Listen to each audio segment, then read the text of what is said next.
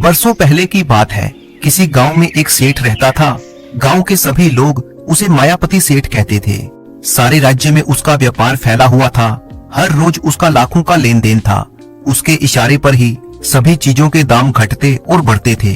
जैसे जैसे सेठ की माया बढ़ती गई, उसके मन में धन का लालच और भी ज्यादा बढ़ता गया।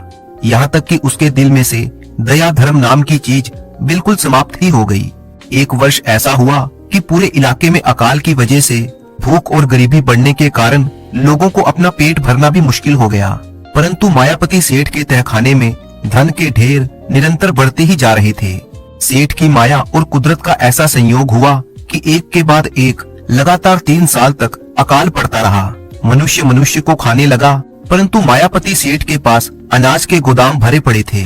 उसके इलाके से दूर प्रदेश में अनाज के भाव में तेजी की बात सुनी तो सेठ ने सोचा क्यों ना अपने अनाज को प्रदेश में बेचा जाए, और इसके लिए उसने अपने एक मित्र लाखा बंजारे को समाचार भेजा। लाखा बंजारे के पास 2000 जानवरों का काफिला था। वो व्यापारियों के माल को एक जगह से दूसरी जगह ले जाने का काम करता था और उसकी हैसियत भी किसी व्यापारी से कम नहीं थी। इस काम से उसने अच्छा धन कमा लिया था। उसके ठाठ बाट में किसी चीज की कोई कमी नहीं थी। मायापति सेठ का संदेश मिलते ही वो 2000 ऊंटों की कतार लेकर सेठ के पास पहुंच गया। उसे प्रदेश में अनाज ले जाने पर खर्च के अलावा मोटा मुनाफा भी मिल रहा था। सेठ और लाखा बंजारे का आधा आधा हिस्सा हो गया। 2000 ऊंटों की कतार के 3 चक्कर लगे, तब जाकर सेठ का 1/4 धान उठा, जबकि सेठ के अपने गांव के लोग भूखे मर रहे थे और वो मुनाफा कमाने के लिए अपना अनाज प्रदेश में बेच रहा था। मरते हुए लोगों के कानों में जब इस बात की भनक पड़ी तो वे लोग इकट्ठा होकर सेठ की हवेली पर पहुंचे। ऐसा लगा जैसे लड़खड़ाते हुए नर कंकालों का एक मेला सा लग गया हो। बुझे बुझे और मारे मारे स्वर में लोग कहने लगे, सेठ जी, भगवान रूठे तो कोई बात नहीं, परंतु आप न रूठें। हम भगवान के रूठने की कोई परवाह नहीं करते। हम तो भूख से छटपटा कर मर रहे हैं और तुम मुनाफे की खातिर अपनी धरती का अनाज प्रदेश में भेज रहे हो। तुम्हारी ये माया तो हमारे लिए मौत बन गई है। सेठ जी, सूरज का उजाला भी समय आने पर खत्म हो जाता है, तो क्या तुम्हारी माया हमेशा बनी रहेगी? भूखे इंसानों का आशीष लगेगा तो व्यापार खूब फलेगा। परंतु सेठ नहीं माना तो नहीं माना। अब उसकी कमाई में कोई साझा तो था नहीं। उसकी अपनी इच्छा थी, वो पुण्य करे नहीं तो ना करे। लोग विनती करते रहे, मगर सेठ अपनी हवेली के कपाट बंद करके भीतर हिसाब किताब करने के लिए चला गया। अब संयोग का चक्कर ऐसा लगा कि उस दिन से सेठ की हवेली में लक्ष्मी के लिए भी हमेशा के लिए कपाट बंद हो गई। ऐसी बद्दुआ लगी कि अनाज के भंडार अचानक सड़ने लगे। सारा व्यापार ठप पड़ गया। किस्मत का पासा ऐसा पलटा कि पहले सेठ रेत का व्यापार भी करता तो सोना बन जाती थी, परंतु अब सोने का व्यापार भी करता तो धूल भी हाथ नहीं लगती। हालात ऐसे हो गए कि उसे अपने घर के बर्तन, भांडे, कपड़े लत्ते, गहने सब कुछ बेचना पड़ गया, परंतु फिर भी उसका व्यापार नहीं जमा। अब तो मायापति सेठ को भी भूखे मरने की नौबत आ गई। आखिरकार सेठ ने अपने मित्र लाखा बंजारे के यहाँ पर मुनीम का काम कर लिया। अब तो सेठ अपने पिछले ठाठ बाट भूल चुका था। अगर याद रखता भी तो उसका क्या फायदा। एक दिन ऐसा हुआ कि बंजारे के गांव में एक ज्योतिषी आया। बंजारे ने अपने साथ साथ अपने मुनीम यानी के सेठ की ग्रह दशा भी पूछ ली। पंडित ने पंचांग देखा और बताया कि 12वें और 8वें स्थान पर शनि बैठा हुआ है। ये तो जिंदा बच गया, इतना ही गनीमत है। और फिर पंचांग देखते देखते पंडित के माथे पर सिलवटें पड़ गई और वो कुछ गहराई से सोचने लगा। तब बंजारे ने कहा, क्या कोई बात है तो साफ साफ कह दो। परंतु पंडित सेठ के चेहरे की तरफ देखकर बताने में हिचकिचा रहा था। बंजारा उसके मन की बात को समझ गया और फिर बंजारे ने अपने मुनीम को बाहर जाने का इशारा किया। तब पंडित ने बताया कि तुम्हारे मुनीम की पत्नी फिलहाल गर्भवती है और उसका बेटा बहुत ही भाग्यशाली होगा और वो बंजारे की सारी संपत्ति का मालिक बनेगा और ये संयोग किसी भी तरह से टाला नहीं जा सकता। पंडित की बात सुनकर बंजारे का माथा ठनका। उसके रोम रोम से पसीने छूटने लगे, आंखें लाल हो गई। वो सोचने लगा, इस संयोग की तो सफाई करनी ही होगी, परंतु अपने मन की बात उसने पंडित को नहीं बताई। सेठ, जो कि बंजारे के यहाँ पर मुनीम का काम कर रहा था, वो अपना पुश्तैनी घर छोड़कर बंजारे के यहाँ पर रहने लगा था। सेठानी बंजारन के बनाव श्रृंगार का काम करती। अब उसे 7वां महीना चल रहा था और फिर 9 महीने पूरे होते ही एक चांद के समान सुंदर पुत्र उसके यहाँ पर पैदा हुआ। मगर सेठ सेठानी खुश नहीं हुए। वो सोचने लगे, ये बेचारा भाग्यहीन बालक हमारे घर में जन्म लेकर क्या सुख पाएगा। ये तो साहूकार का बेटा है, परंतु जीवन भर नौकरी में कैसे बिताएगा? नौकरी तो मृत्यु से भी बुरी होती है। अपने मुनीम के लड़के की बधाई सुनकर बंजारा सोचने लगा, आखिर ये संयोग कैसे बनेगा कि उसके खुद के 2 बेटे हैं, उनके रहते भला ये मुनीम का लड़का मेरी संपत्ति का मालिक कैसे बन सकता है? मगर संयोग तो सर्वशक्तिमान होता है, खतरा मोल क्यों लेना? ये सोचकर बंजारा मुनीम के पास पहुंचा और उसे पिछली बातें याद दिलाते हुए कहने लगा, आपको अपने यहाँ पर मुनीम की हैसियत से काम करते हुए देखता हूँ तो मेरे कलेजे में आग लग जाती है। तुम मेरे परम मित्र हो और मेरे यहाँ पर मुनीम का काम करो, ये मुझे बिल्कुल भी अच्छा नहीं लगता। मैं तुम्हें 500 सोने की मोहरें देता हूँ, तुम फिर से अपना व्यापार शुरू करो और अपने बेटे को मुझे सौंप दो। मैं इसका पालन पोषण करूंगा, इसे अपना धंधा सिखाऊंगा। इस बेचारे को संकट में क्यों डालते हो, क्योंकि तुम्हें तो खुद ही खाने के लाले पड़े हैं। बंजारे की इस बात पर सेठ राजी हो गया, समझाया, परंतु सेठानी नहीं मान गई। तय ये बंजारे की 6 महीने के बाद वे लोग अपना बेटा बंजारे को सौंप देंगे। तब तक बंजारा एक दाई की तलाश कर लेगा। बातों ही बातों में 6 महीने गुजर गए। मुनीम ने 500 सोने की मोहरों के बदले में अपना बेटा बंजारे को सौंप दिया। बंजारे से सलाह मशवरा करने के बाद सेठ सेठानी अपने गांव की ओर रवाना हुए। उनका गांव वहां से 5 कोस की दूरी पर था। उन दोनों के वहां से जाते ही बंजारे ने एक जल्लाद को बुलवाया और उसे मुनीम के बेटे की हत्या करने के लिए 100 मोहरे देने का वायदा किया। उस हत्यारे जल्लाद ने नन्हे से बच्चे को अपनी गोद में उठाया और उसे लेकर जंगल की तरफ रवाना हो गया। परंतु वो छोटा सा बालक तो हत्यारे के चेहरे की ओर देखकर मुस्कुराने लगा। उसकी दाढ़ी के बाल पकड़कर वो खेलने लगा। पहले तो जल्लाद के रोम रोम में जैसे आग सी लग गई, परंतु दूसरे ही क्षण उसकी रगों में जैसे अमृत का संचार हो गया हो। उसका कलेजा मक्खन जैसा पिघलने लगा।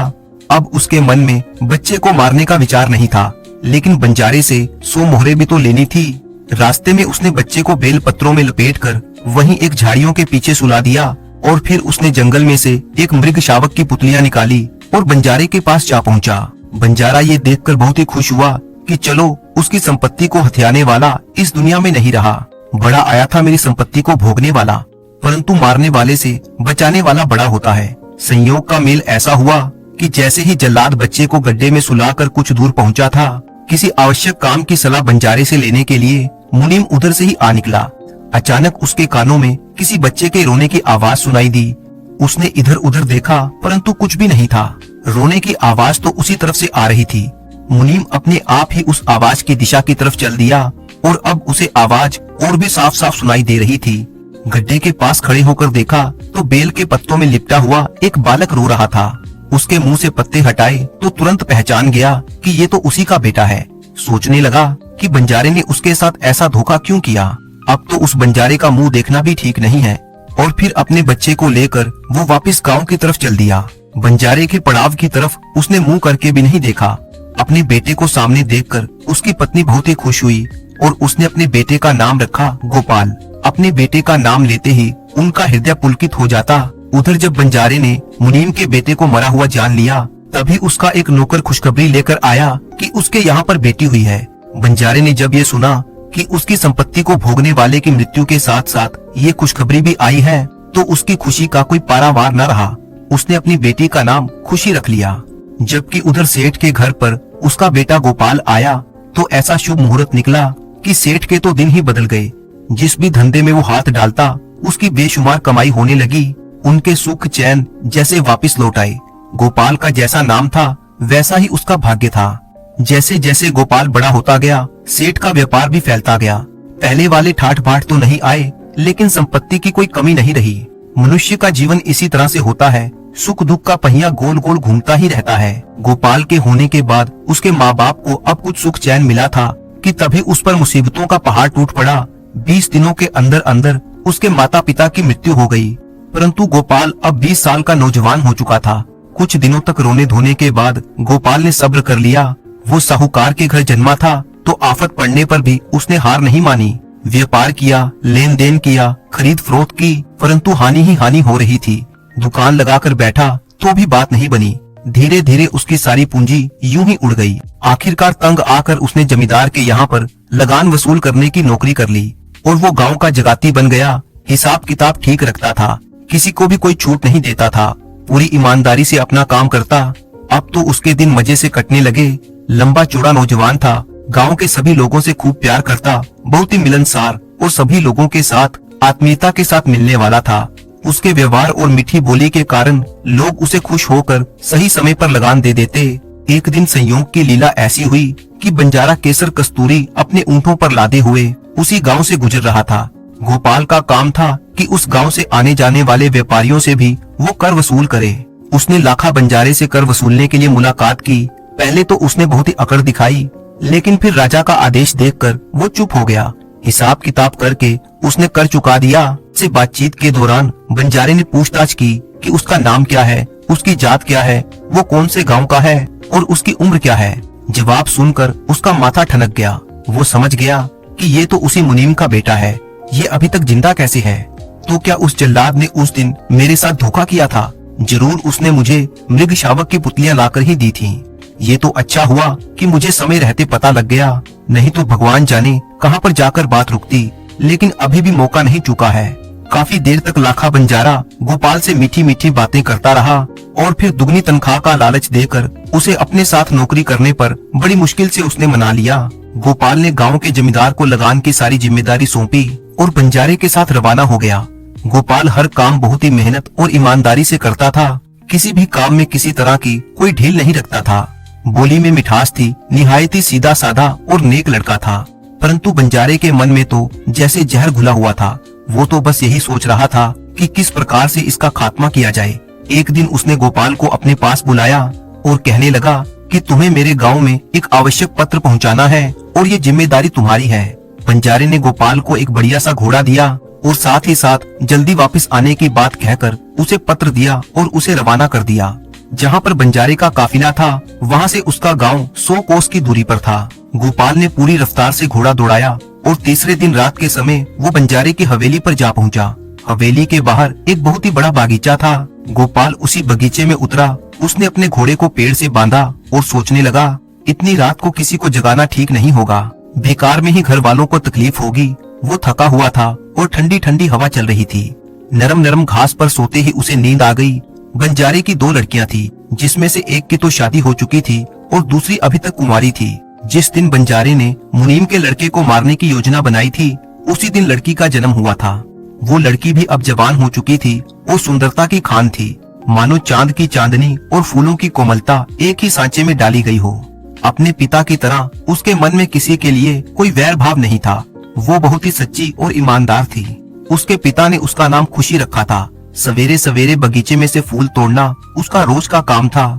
इस काम में उसने आज तक कभी देर नहीं की थी। हमेशा की तरह आज भी वो स्नान करने के बाद बगीचे में आई। तभी उसकी नजर वहाँ पर एक पेड़ के साथ बंधे हुए घोड़े पर पड़ी। उसकी उत्सुकता और जिज्ञासा और भी बढ़ गई। घोड़े के पास ही एक युवक सोया हुआ था, जिसका चेहरा अत्यंत तेजवान और सुंदर था। खुशी काफी देर तक नींद में सोए हुए उस नौजवान का मुंह देखती रही। उसके दिल में जैसे अनगिनत फूल खिल गए हों। बगीचे में से फूल तोड़ने की तो उसे सुध बुध ही न रही। सूरज की रोशनी का प्रकाश और चिड़ियों की आवाज सुनकर गोपाल की नींद खुल गई। वो झिझक कर उठ बैठा।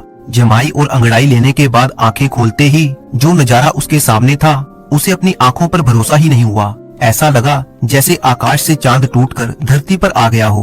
उन दोनों की आंखें चार हो गई। फूलों की सौंधी सौंधी खुशबू और चिड़ियों की चहक ने वातावरण को और भी मनमोहक बना दिया। दोनों एक दूसरे को देखते ही रहे, लेकिन मुंह से एक बात भी नहीं निकली।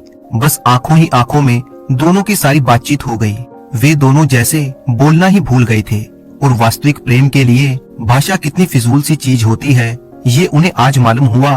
खुशी को लगा कि जैसे आज उसकी पूजा का फल फलीभूत हो गया है। गोपाल ने बंजारे का लिखा हुआ पत्र खुशी को थमा दिया। पत्र को पढ़ते ही खुशी का चेहरा मुरझा सा गया। उसके हृदय में एक दर्द सा उठा। चांदनी बुझ गई, क्योंकि वो पत्र बंजारे ने अपनी पत्नी के नाम लिखा था, जिसमें कहा था कि पत्र लेकर आने वाले इस नौजवान को खाने में जहर मिलाकर दे दिया जाए। कि तभी खुशी के मन में एक उपाय सूझा।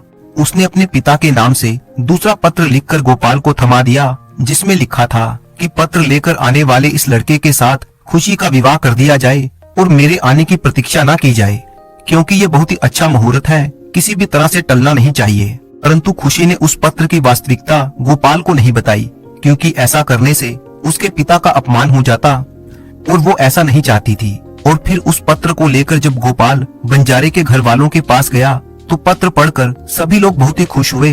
दूसरे ही दिन शुभ मुहूर्त में गोपाल और खुशी का विवाह संपन्न हो गया, परंतु उधर लाखा बंजारा तो अपनी बेटी को जवानी में ही विधवा बना देने पर तुला था। जब बंजारन के द्वारा भेजे गए समाचार से उसे इस बात का पता चला कि उसके कहे के मुताबिक खुशी का विवाह गोपाल से कर दिया गया है, सारी खुशियों के बीच में बस बंजारे की कमी उसे हर वक्त सताती रही। बेटी के विवाह में तो उसे सारे काम छोड़कर हाजिर होना चाहिए था। ये समाचार मिलते ही बंजारे के माथे में जैसे तोपे दगने लगी हूँ। उसने अपने पशुओं के काफिले को संभाला और सीधा अपने गांव की तरफ रवाना हो गया। वो अपनी बेटी को विधवा करने पर तैयार था, परंतु मुनीम के बेटे को किसी भी हालत में अपनी संपत्ति का मालिक नहीं बनने देगा। क्या यही देखने के लिए उसने दर दर की खाक छानी थी? अपना आधा धन वो विधवा बेटी के नाम कर देगा, परंतु दामाद को मारे बिना उसे चैन नहीं मिलेगा। गांव पहुंचने पर बंजारे ने पहले पत्र वाली बात किसी के सामने नहीं की। बेटी और दामाद ने जब लाखा बंजारे के सामने सिर झुकाया तो बंजारे ने उन्हें आशीर्वाद दिया। ऊपरी मन से तो वो आशीर्वाद दे रहा था, परंतु उसके मन के अंदर ये विचार था कि किसी दूसरे के हाथ इस काम को निपटा दिया जाए तो क्या बुराई है। बुद्धि और माया हो तो मौत क्या महंगी है।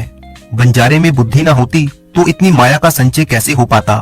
अब अपनी बुद्धि के रहते वो अपनी माया को दूसरे के हाथों में कैसे जाने दे सकता था। उसने नगर के एक कसाई से तालमेल बिठाया और रात होते होते अपने घर वापस लौट आया। घर आते ही बंजारे ने गोपाल के बारे में पूछा। उस समय वो खुशी के साथ चौपट खेल रहा था। नौकरानी ने आकर खबर दी तो वो तुरंत अपने ससुर से मिलने के लिए चला गया। बंजारा उसे अपने साथ बगीचे में ले गया। जेब में से एक पत्र निकाला और उसे गोपाल के हाथों में सौंपते हुए कहा, एक बहुत ही जरूरी काम गले आ पड़ा है, परंतु इस काम का भेद हर किसी को नहीं दिया जा सकता।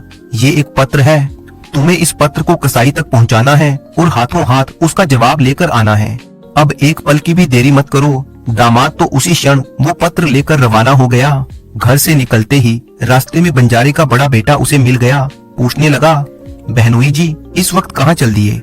गोपाल ने जो सही सही बात थी वो उसे बता दी। साले ने कहा, भला उसके रहते ऐसे छोटे मोटे काम उसका जीजा करे तो उसे बहुत ही बुरा लगेगा। जब साले ने ज्यादा ही जिद की तो गोपाल ने वो पत्र उसे सौंप दिया और खुद हवेली की तरफ वापस चला गया। असल में ये कोई छोटा मोटा काम नहीं था। अनजाने में साले ने अपने बहनोई की मौत तो टाल दी थी और उसके बदले में अपने प्राण गंवाए।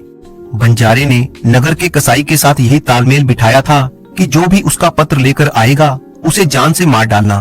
कसाई ने अपना वायदा पूरा किया। पत्र वाहक को अंधेरी कोठरी में ले जाकर तेज छुरी से उसका गला काट दिया।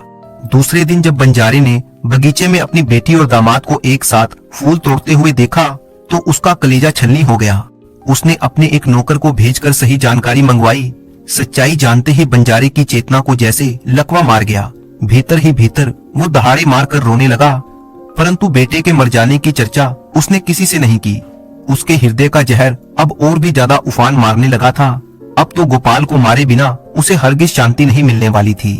शाम के समय वो नगर के नाई के घर गया। उसे मोहरों से भरी हुई एक थैली दी और उसे अपनी सारी योजना समझा दी कि जो भी उसका पत्र लेकर आएगा उसकी दाढ़ी मूछ बनाते समय उस तरह की तेज धार से उसका गला काट दे और सारा जीवन ये बात किसी के कानों तक न पड़ने दे। गांठ में नगद और अकल हो तो कौन सा काम नहीं हो सकता। हमेशा की तरह गोपाल और खुशी चौपट खेल रहे थे। नौकरानी उन्हें बुलाने आई तो अधूरी बाजी छोड़कर गोपाल उसी समय अपने ससुर के पास आ पहुंचा। बंजारा उसे एक बार फिर से बगीचे में ले गया। उसने दामाद को एक नया टोटका बताया कि आज की रात नंगे पांव चलकर दाढ़ी बनवाने से कोई बीमारी नहीं आएगी। और हाँ, व्यापार के सिलसिले में ये पत्र उस नाई तक हाथों हाथ पहुंचाना है, क्योंकि वो राजा का नाई है, अवश्य ही उनका फायदा करवा देगा। गोपाल तो तुरंत ही वहाँ से रवाना हो गया। वो तो जैसे तैयार ही था कि कब उसका ससुर कोई काम बताए और वो उसे पूरा करे। गोपाल तेज कदमों से जा ही रहा था कि छोटे साले की आवाज सुनकर वो रुक गया। पूछने पर उसने वही बताया जो कि सही था। इस बात को लेकर साले ने सोचा कि उनकी कितनी जबरदस्त बदनामी होगी। इतने सारे नौकर चाकर मुफ्त की रोटियां खा रहे हैं, क्या ऐसा छोटा सा काम उसके जीजा को करना चाहिए? नहीं, ये नहीं हो सकता। जब तक उसके साले हैं तब तक उसे कोई काम न करने देंगे। साले ने जब ज्यादा ही जिद की तो गोपाल ने बंजारे वाला कागज अपने साले को पकड़ा दिया। इधर वो नाई अपने उस्तरे को धार लगाकर पत्र के वहाँ आने का इंतजार कर ही रहा था। उसके घर के सभी लोग बाहर गए हुए थे। बंजारे के साथ जो वायदा किया था वो पूरा हुआ और उसने पत्र लाने वाले युवक का गला काट दिया और किसी को कानों कान भनक तक नहीं हुई। परंतु दूसरे दिन सवेरे ही अपनी बेटी और दामाद को फूल तोड़ते देखकर बंजारे की आंखों के सामने अंधेरा सा छा गया। उसने नौकर को भेजकर सही बात का पता लगवाया। सच्चाई सुनते ही उसके कलेजे में आग दहक उठी। भीतर ही भीतर वो खूब रोया, परंतु फिर भी अपने दामाद को मारने का विचार उसके मन से नहीं गया। कहते हैं कि विनाश काल के समय मनुष्य की बुद्धि उल्टा ही सोचती है। उसे अपनी संपत्ति का मोह अपने बेटों की जान से भी ज्यादा प्यारा था। उसने अपने मन को पहले से भी ज्यादा कठोर किया और सोचने लगा कि शायद उसकी बेटी के सौभाग्य से उसका दामाद हर बार मौत के मुंह से बच जाता है, तो क्यों ना बेटी और दामाद दोनों का ही काम तमाम कर दिया जाए। उसकी आंखों में तो काल नाच रहा था और काल की आंखें आत्मीयता के संबंध को नहीं समझ पाती। बेटी मरे तो मरे, कोई बात नहीं। बंजारे ने उन दोनों की मृत्यु के लिए एक नई तरकीब सोची। उसने कुछ भाड़े के हत्यारों को अशरफियों की थैली दी, शराब पिलाई और उन्हें सारी बात समझा दी। जल्लादों को शराब मिल जाए तो फिर भगवान से भी नहीं डरते। हर एक जल्लाद को शराब की 10-10 बोतलें और मोहरों की थैली दी गई। इसके बदले में वो एक तो क्या 10-10 मनुष्यों को मारने को तैयार हो जाते। आधी रात बीत जाने के बाद 4 आदमी खुशी और गोपाल के मकान में पहुंचे। वे दोनों बहुत ही गहरी नींद में सो रहे थे। चारों हत्यारों ने पूरी सावधानी से पलंग को उठाया। हल्का सा झटका दिए बिना ही वे उन्हें उठाकर नदी के किनारे पर ले आए। पलंग नीचे रख दिया और तब तक दोनों पति पत्नी की नींद नहीं टूटी थी। अब वो मौत से कैसे बचेंगे। चांदनी रात थी, नदी कल कल करती बह रही थी और ठंडी हवा के झोंके चल रहे थे। जल्लादों के हाथ में शराब की बोतलें थी। उन्होंने सोचा कि अब ये दोनों पति पत्नी पलंग छोड़कर कहाँ जाएंगे। कुछ देर के बाद ही इन्हें मारकर नदी में बहा देंगे, तो क्यों न इन्हें मारने से पहले 2-2 घूंट शराब के पी लिए जाएं। ये सोचकर वे जल्लाद शराब पीने के लिए बैठ गए, मगर फिर रुके नहीं। बेहोश होकर लुढ़क पड़े। तब कहीं जाकर शराब पीना बंद हुआ। आधी रात के समय गोपाल और खुशी की आंख खुल गई। सोचने लगे अपने घर से वो यहाँ पर कैसे आ गए, परंतु कुछ भी समझ में नहीं आया। जब उन्होंने पलंग के चारों तरफ जल्लादों को बेहोश पड़े हुए देखा तो बिना बताए ही सारी बात उनकी समझ में आ गई। वो दोनों चुपचाप वहाँ से चले गए। उधर लाखा बंजारे को चैन कहाँ था। वो घूमने के बहाने से अपनी पत्नी को लेकर नदी के किनारे पर आ गया। देखा कि पलंग एकदम खाली था और चारों जल्लाद पास ही बेहोश पड़े हुए थे। उसे लगा कि मेरी चाल अब कामयाब हो चुकी है। दोनों का काम तमाम करने के बाद ये बेचारे सो रहे हैं, अब इन्हें सो लेने दो। बंजारा मन ही मन बहुत खुश था। वो सोचने लगा, वो चांडाल मेरी संपत्ति का मालिक बनने चला था, क्या मैं उसी के लिए सारा जीवन कमाता रहा हूँ। मेरी संपत्ति के बदले उसे खुद के प्राण गंवाने पड़े। अभी भी अंधियारा ही था, तारे टिमटिमा रहे थे। कई रातों से लाखा बंजारा सेठ के बेटे की चिंता में सोया नहीं था। उसकी आंखें भारी भारी हो रही थी। आज इतने दिनों के बाद उसकी साध पूरी हुई थी। उसने उसी पलंग पर सोने का निश्चय किया। उसकी पत्नी तो पहले मना करती रही, लेकिन जब बंजारे ने जिद की तो वो भी पलंग पर उसी के साथ सो गई। नदी की कलकल ध्वनि और ठंडी ठंडी हवा के झोंकों के कारण दोनों की आंख लग गई और सूर्य उदय होने तक वो सोते ही रहे। बंजारा और बंजारन के लिए मौत का काला सूरज उगा था, पर उन्हें उसका कुछ भी पता नहीं चला। जब उन जल्लादों की बेहोशी थोड़ी थोड़ी छटी तो चारों झिझक कर खड़े हो गए। खचाखच तलवारें चलाई, पलंग सहित ही दोनों पति पत्नी के टुकड़े टुकड़े कर डाले और नदी में उन्हें बहाकर फिर से शराब पीने बैठ गए। और इस तरह से गोपाल उस बंजारे की संपत्ति का एकमात्र स्वामी बन गया। उसका व्यापार खूब फला फूला, वर्षों तक वो सुखी रहा। तो दोस्तों, ये कहानी हमें यही सिखाती है कि जो मनुष्य दूसरों के लिए खड्डा खोदता है, एक दिन वो खुद ही उसी खड्डे में गिर जाता है। दोस्तों, मुझे पूरी उम्मीद है कि आपको ये कहानी पसंद आई होगी। तो वीडियो को लाइक कीजिए और साथ ही अपने अच्छे कमेंट करना बिल्कुल मत भूलिएगा। कमेंट बॉक्स में अपना नाम और अपने शहर का नाम भी लिखें। तो मिलते हैं आपसे किसी अगली कहानी में। तब तक के लिए अपने दोस्त राणा मंजीत सिंह को अनुमति दीजिए।